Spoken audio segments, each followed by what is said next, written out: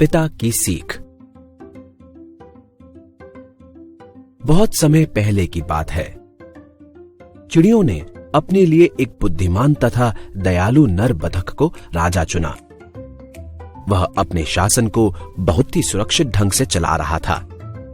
वह किसी भी न्याय के कार्य को बहुत ही ध्यानपूर्वक सोच समझकर अधिक से अधिक समय देकर करता था, चाहे वो कोई बड़ी बात हो या छोटी से छोटी। उस राजा के महल में एक बहुत सुंदर बतख पुत्री ने जन्म लिया। जब वह बड़ी होने लगी तो दिन प्रतिदिन और भी अधिक सुंदर दिखने लगी। वह पूरे राज्य में सबसे सुंदर बतख थी।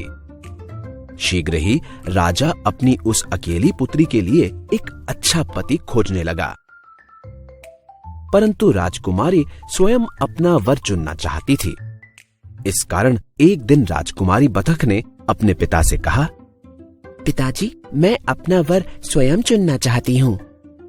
राजा अपनी पुत्री से बहुत प्यार करता था, अतः उसने अपनी पुत्री को अपना पति स्वयं चुनने की आज्ञा दे दी। उसी समय राजा ने अपने राज दरबार में एक महासभा का आयोजन करवाया, जिसमें सब नर पक्षी आमंत्रित किए गए। अधिकतर नर पक्षी यह जानने के लिए आए कि संभव है राजा अपनी पुत्री का विवाह उनसे कर दे। वे सब राजा और राजकुमारी के सामने से चलते हुए आए, परंतु कोई भी राजकुमारी के योग्य और सपनों का सुंदर पति नहीं दिखा। फिर एक सुंदर मोर घमंड के साथ चलता हुआ आया। वह सुंदर मोर बहुत ही शिष्टाचार के साथ अपने सुंदर रंगीन परों को फैलाते थोड़ा थोड़ा नाचते हुए राजा और राजकुमारी के सामने खड़ा हो गया। उस समय वह जानता था कि वह बहुत अच्छा दिखता है।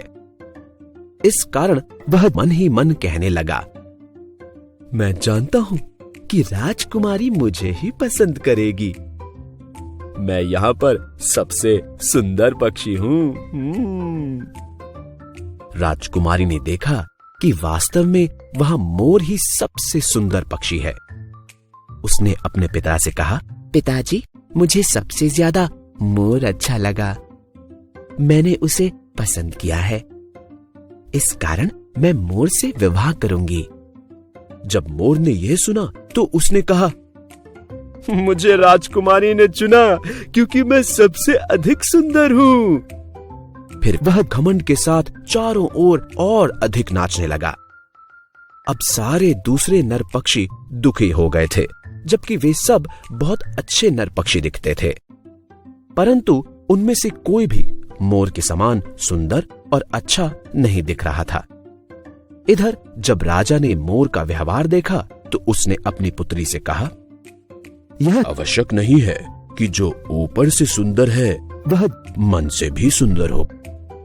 राजकुमारी ने अपने पिता की बात बहुत ध्यान से सुनी कि उसके पिता उसे क्या समझाना चाहते हैं।